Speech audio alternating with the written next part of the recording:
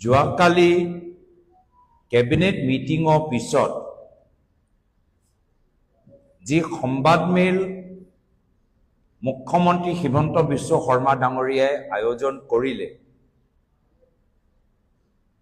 সেই সংবাদমেলক চাই অসমৰ জনসাধাৰণৰ মনত এটা প্ৰশ্ন উত্থাপন হ'ল যে যোৱাকালি মুখ্যমন্ত্ৰী হিমন্ত বিশ্ব শৰ্মা ডাঙৰীয়াৰ চেহেৰাটো অলপ বেলেগ আছে। চেহেৰা আৰু চকু চালেই মানুহে ধৰি লৈছে যে আগৰ সেই সাহস, আগৰ সেই আত্মবিশ্বাসটো নাই। আৰু মানুহ এইটোৱে মন কৰে যে প্ৰত্যেক দিন তেওঁৰ স্থিতি সলনি হৈছে, প্ৰত্যেক দিন তেওঁ নতুন নতুন কথা কয়। ছিংগাপুৰত এটা কথা ক'ব, অসমত আহি বেলেগ এটা কথাৰ ওপৰত ফেচবুক পোষ্ট দিব, আকৌ যোৱাকালি আকৌ বেলেগ তেওঁলোকৰ স্থিতি। অসমৰ জনসাধাৰণে দেখিছে যে প্ৰত্যেক দিন মুখ্যমন্ত্ৰী নিজৰ কথাখিনি লাহে লাহে লাহে সলাই আছে। সেইটোৱে প্ৰমাণ যে আজি তেওঁ নিজৰ মনৰ ভিতৰত কিমান ডাঙৰ এটা শংকা। সেইটোৱে প্ৰমাণ যে আজি তেওঁ নিজৰ মনৰ ভিতৰত কিমান অস্থিৰতা। আমাৰ কথাখিনি স্পষ্ট, কংগ্ৰেছ দলৰ কথাখিনি প্ৰথম দিনৰ পৰাই স্পষ্ট কি যদি কিবা তদন্ত কৰিব লাগে তদন্ত কৰক। আমি নিজৰ যে আমি নিকা মানুহ, সেই স্থিতি আগতেও আমাৰ অটল আছিল, আজিও আছে। আমাৰ কথাখিনি একেই। প্ৰথম দিনত আমি যিখিনি কথা ক'লো, আজিও আমি একেখিনি কথা কৈছো। কিন্তু তেওঁলোকৰ কথা প্ৰত্যেক দিন সলনি হয় আৰু চেহেৰা আৰু চকু চালেই গম পায় যে তেওঁৰ সেই আত্মবিশ্বাসটো হেৰাইছে। এতিয়া মনৰ ভিতৰত সেই ভয় কিয়? মনৰ ভিতৰত কি কথা লৈ শংকা? এই ভয় আৰু শংকা হৈছে আমাৰ প্ৰদেশ কংগ্ৰেছৰ সভাপতি ভূপেন বৰা ডাঙৰীয়া কোৱাৰ দৰে অহা বিধানসভা নিৰ্বাচন 12 মাহ খুব কম সময়ৰ ভিতৰত পাৰ হৈ যাব। আৰু তেওঁলোকে গম পাই গৈছে যে অহা বিধানসভা নিৰ্বাচনত কংগ্ৰেছৰ নেতৃত্বৰ চৰকাৰ হ'বলৈ গৈছে। আজি তেওঁ কংগ্ৰেছৰ পৰা ভয় খাইছে। ভৱিষ্যত কংগ্ৰেছৰ নেতৃত্বৰ চৰকাৰ হলে কি হ'ব, সেই ভৱিষ্যতলৈ চিন্তা কৰি আজি তেওঁ ভয় খাইছে। আৰু এইটোতো স্বাভাৱিক কথা। জনসাধাৰণটো প্ৰশ্ন সুধিবই, ৰাইজৰ প্ৰশ্ন সোধাৰ অধিকাৰ আছে। ইমান দিন তেওঁ এটাও ৰাইজৰ প্ৰশ্ন উত্তৰ নিদিলে, 26 চনৰ পিছততো দিব লাগিবই। আৰু সেয়া লৈ আজি তেওঁ কথা, তেওঁ ব্যৱহাৰ, চৰিত্ৰ দেখিলেই মানুহে গম পাই গৈছে যে এয়া মনৰ ভিতৰত ভয় সোমাই গৈছে। আমি কংগ্ৰেছ দল, আমি স্পষ্টবাদী, একত্ৰিত হৈ আমি ৰাইজৰ ওচৰলৈ যাম। ৰাইজৰ বিষয়বোৰ, যি বিষয়বোৰ ভূপেন বৰা ডাঙৰীয়া উত্থাপন কৰিলে, সেই বিষয়বোৰ লৈ আমি আগবাঢ়ি যামগৈ। শেষত গৈ ৰাইজৰ বিজয় হ'ব, অসমৰ জনসাধাৰণৰ বিজয় হ'ব। मैं समूह के लब हिंदी तो कोई दूं कि कल जो संवाद मेल हुआ उसमें असम के सभी लोगों ने मुख्यमंत्री का चेहरा देखा। उनके आंखों को देखा और देख के ही पता चल गया कि कुछ गड़बड़ है। मुख्यमंत्री के मन में कुछ चिंता है और वो होना स्वाभाविक है, क्योंकि मुख्यमंत्री डरे हुए हैं और डर के कारण हर दिन अपनी स्थिति को वो बदलते रहते हैं। पहले दिन कुछ कहेंगे, उसके दूसरे दिन कुछ और कहेंगे, उसके तीसरे दिन कुछ और कहेंगे, उसके चौथे, पांचवें, छठे, सातवें दिन पे कुछ और कहेंगे। और ये आप खुद आप देख सकते हैं कि पहले दिन क्या बोलते थे और कल क्या बोल रहे हैं। हमारी स्थिति स्पष्ट है, कांग्रेस दल की स्थिति स्पष्ट है कि अगर उनको कोई जांच करनी है तो जांच करे। हम अपने स्थिति पर अटल हैं और भय, उनके बीच में जो भय है उसका कारण एक है, आज के 12 महीने बाद होने वाले निर्वाचन। उस निर्वाचन में उनकी हार निश्चित है, उनको पता है। उनकी कुर्सी जाएगी, उनको पता है। और इसीलिए उनको भय है कि भविष्य में जो कांग्रेस की सरकार बनेगी असम में, तो उनका भविष्य क्या होगा, उसको लेकर उनके मन में चिंता है। और चिंता होना तो स्वाभाविक है। 10 वर्षों से असम के लोगों ने भाजपा सरकार से सवाल पूछे, लेकिन एक भी उत्तर नहीं मिला।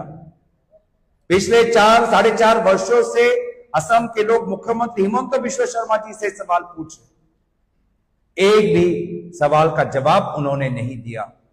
लेकिन 26 के निर्वाचन के बाद उनको जवाब देना पड़ेगा। और इसीलिए आज उनके मन में आशंका है। कांग्रेस पार्टी इन 12 महीनों में एकजुट होकर लोगों के पास जाएगी और लोगों के मुद्दों को उठाएगी, और अंत में विजय असम के लोगों की होगी। लास्ट मैं इंग्लिश तो कोई दियो। So we all saw the press conference yesterday of the Chief Minister of Assam, Himanta Biswa Sharma ji, and the people of Assam commented that when they saw the face of Himanta Biswa Sharma ji, when they looked into the eyes of Himanta Biswa Sharma ji, they could see that he was anxious, insecure, and not confident of himself. Every day his position has changed. Every day he has altered his stance. From the day 1 in Singapore he said something, on 5th day he said something else, and yesterday he's altered his stance once again. But on the opposite hand, the Congress position has remained firm. We are confident of our position. If they want to do an investigation, they can go ahead. We are confident of where we are. And it is logical for the Chief Minister to be afraid, because 12 months from now, there will be elections in the state of Assam, and a Congress-led government will be formed here. And therefore, the Chief Minister is afraid of the Congress party. He is afraid of the people of Assam. The people of Assam have been rightly asking questions of the Chief Minister, but they have got no answers. After 2026, he will be forced to answer to the people of Assam.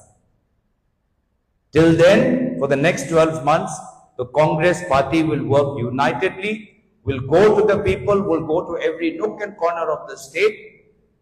We will raise the issues of the public, and in the end, not one man, but after the 2026 assembly elections, the people of Assam will be victorious.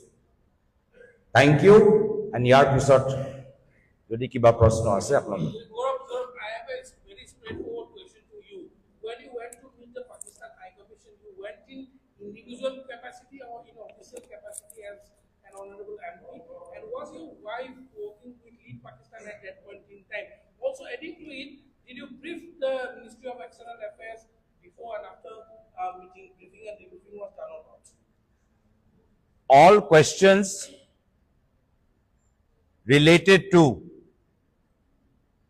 the work I did as a representative of Indian democracy and meeting with ambassadors and diplomats of various countries is all in public domain.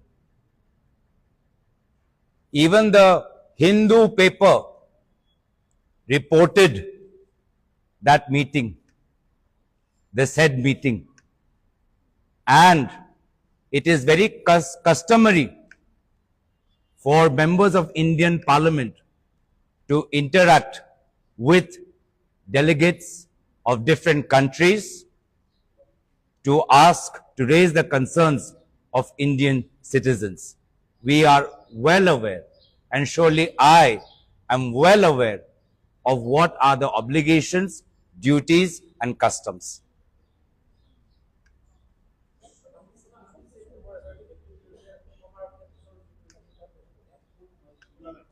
তেওঁ এইটো চৰকাৰৰ ওপৰত আমাৰ ইয়াত ক'বলৈ একো নাই তেওঁ চৰকাৰে তদন্ত কৰিবলৈ বিচাৰে চৰকাৰে আগবাঢ়ি যাওক তদন্ত কি হয় আমি গম পাম তো চৰকাৰৰ কথা আমি নিজৰ কথা আমাৰ স্পষ্ট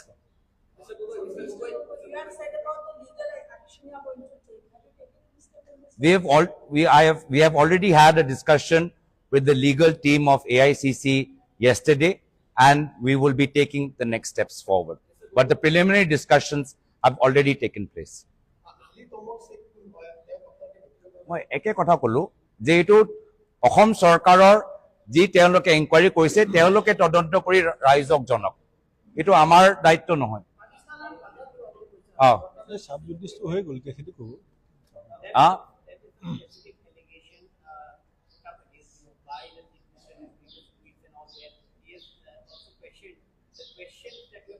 Parliament, whether those were questions put up in favor of somebody or not, and then there are some very serious allegations.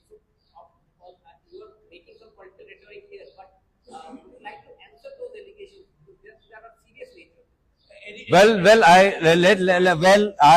The Chief Minister should do better research. Many of those questions the same questions have been raised by BJP MPs also. And they are all go to the Lok Sabha website. You will even see the name of a current speaker of Lok Sabha asking the same questions. So, this is just another attempt, a weak, feeble and pathetic attempt. But I also don't know the Chief Minister. আগতে তো মোক villain বনাই দিছিলে আকৌ যোৱাকালি মই victim হৈ গলো আগতে তো মইহে খলনায়ক এটা হেতুৱে কৈছো যে মুখ্যমন্ত্ৰী মোৰ প্ৰতি স্থিতিটো তেওঁলোকে দিনক সলাই থাকে আগতে মই খলনায়ক আছিলো এতিয়া মই ভিক্টিম হৈ গলো সো এটা হেকাৰণে হেতুৱে প্ৰমাণ কৰে যে তেওঁ যে মানে ভৰি তলত কিমান মানে পাতল তেওঁ মানে পাতল মাটিৰ ওপৰত তেওঁ থিয় হৈ আছে এইটোৱে প্ৰমাণ কৰে তদন্ত হোক আগবাঢ়ি যাওক এইটো ৰাইজৰ কথা ৰাইজেও জানিবলৈ বিচাৰে তদন্ত কৰক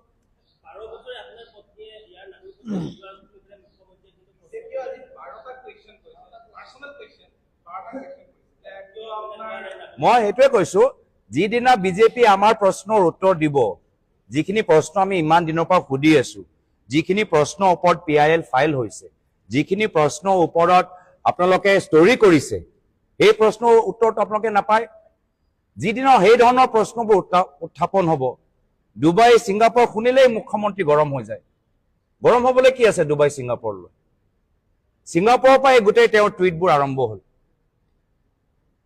সো তেওঁলোকে উত্তৰ দিয়ক মই এইটোৱে কৈছো আমিও মানে তেওঁ যিদিনা আমি তেওঁ নিজৰ ডুবাই সিঙ্গাপুৰৰ উত্তৰ দিব আগতে বাংলাদেশত ক'ত গৈছে নাই যোৱা এইবোৰ সব যেটা তেওঁ সেই উত্তৰবোৰ দিব আমিও উত্তৰখিনি দিম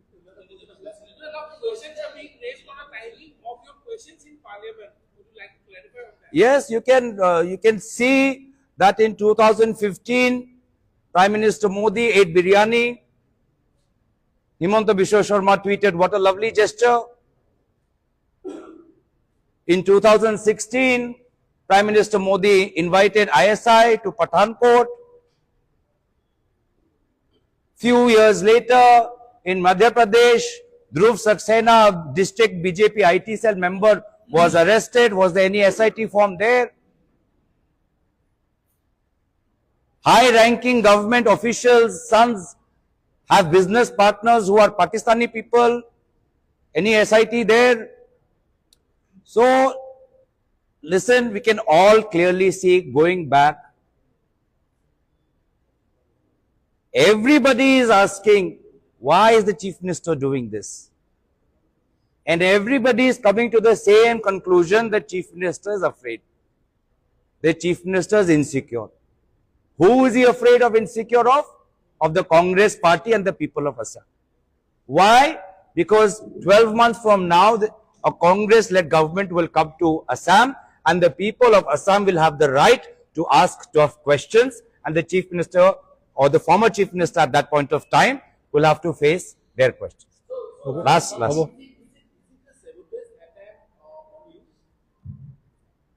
He's not about me. He's afraid of the Congress party. He's afraid of the people of Assam. He's afraid of elections. He's afraid that he doesn't have the answers. You can see his face. You can see his eyes. People are commenting that, look at him. There is also, Last. allegation regarding violation of visa norms by Hey, one sec.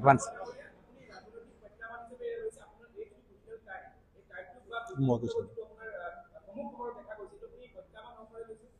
এইটো কংগ্ৰেছ দল এইটো শুনক কংগ্ৰেছ দল আমি এইটো আপোনালোকে Gaurav Gogoi deputy leader parliament হোৱাৰ কাৰণে কথাটো সবেই গম পাইছে ইভেন আমাৰ মণ্ডল প্ৰেচিডেণ্ট বিলাকৰ টেলিফোন নম্বৰ SBI কালেক্ট কৰি আছে মণ্ডল কালি গোৱালপাৰাত মিটিং আছিলে না খবৰটো দিব লাগিব কালি গোৱালপাৰাত মিটিং আছিলে ব্লক কংগ্ৰেছৰ জেনেৰেল সেক্ৰেটাৰী মিটিঙত ভাষণ দি আছে তেওঁ কৈছে তোমাৰ বিৰুদ্ধে এটা কেছ আছে তুমি থানালৈ আহিব লাগে ইমান যদি হিমন্ত বিশ্ব শৰ্মাই অসমৰ কামেই কৰিছে তেওঁ যদি জনপ্ৰিয়তা সব ঠিকই আছে ৰাইজে যদি তেওঁক ভালেই পাই আছে তে মণ্ডল কংগ্ৰেছৰ প্ৰেচিডেণ্টৰ পৰা ব্লক কংগ্ৰেছৰ MP লৈকে এইটো প্ৰথম নেকি এই এনেকুৱা আক্ৰমণ কংগ্ৰেছৰ ওপৰত কাক এটেক কৰা নাই হিমন্ত বিশ্ব শৰ্মা চৰকাৰে প্ৰথম দিনাখনৰ পৰা মোৰ পৰিয়ালৰ পৰা আৰম্ভ কৰি ৰকিব লোচনৰ পৰা আৰম্ভ কৰি কোন মানুহক যিকেইজনে সন্মুখত আহি পেলাই তেওঁলোকৰ বিভিন্ন দুৰ্নীতি ভ্ৰষ্টাচাৰৰ কথাবিলাক উদঙাই দিয়ে তেওঁলোকক আক্ৰমণৰ লক্ষ্য বুলি লোৱাটো এটা হিমন্ত বিশ্ব শৰ্মাৰ অভ্যাসত পৰিণত হৈছে কিন্তু আমি তেওঁৰ সেই বেহু ফালিম আৰু এইটো গৌৰৱ গগৈৰ ওপৰত ব্যক্তিগত আক্ৰমণ নহয় এইটো অসম প্ৰদেশ কংগ্ৰেছ কমিটিৰ সন্মুখ সমৰৰ এজন শীৰ্ষ নেতাৰ ওপৰত আক্ৰমণ হিচাপে আমি লৈছো আৰু এই আক্ৰমণ আমি সামূহিকভাৱে প্ৰতিহত